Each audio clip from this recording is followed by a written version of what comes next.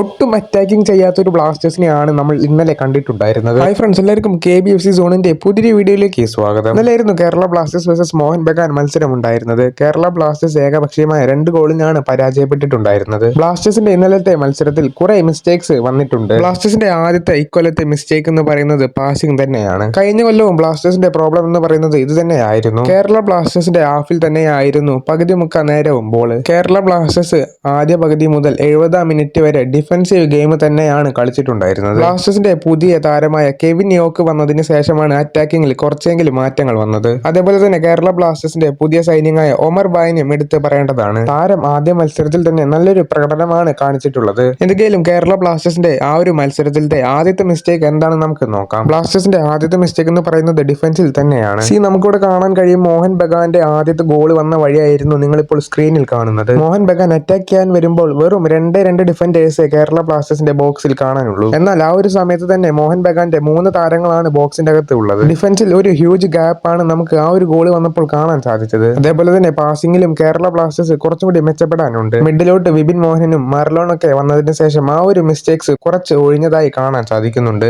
എന്തൊക്കെയായാലും മോഹൻ ബഗാനെതിരെ 2 ഗോളുകളല്ലേ വഴങ്ങിയുള്ളൂ എന്ന് പറഞ്ഞിട്ട് നമുക്ക് ആശ്വസിക്കാം. ഇനി വരാൻ പോകുന്ന മത്സരം മുംബൈക്കെതിരെയാണ്. കൊച്ചിയിലാണ് ആ ഒരു മത്സരം നടക്കുന്നുണ്ടാവുക. സോ കേരള ബ്ലാസ്റ്റേഴ്സിന്റെ കൂടുതൽ ന്യൂസുകളും അതേപോലെ തന്നെ ഇന്ത്യൻ സൂപ്പർ ലീഗിന്റെ അപ്ഡേറ്റ്സും ഒക്കെ അറിയണമെന്നുണ്ടെങ്കിൽ ഈ ഒരു ചാനൽ സബ്സ്ക്രൈബ് ചെയ്ത് വെക്കുക.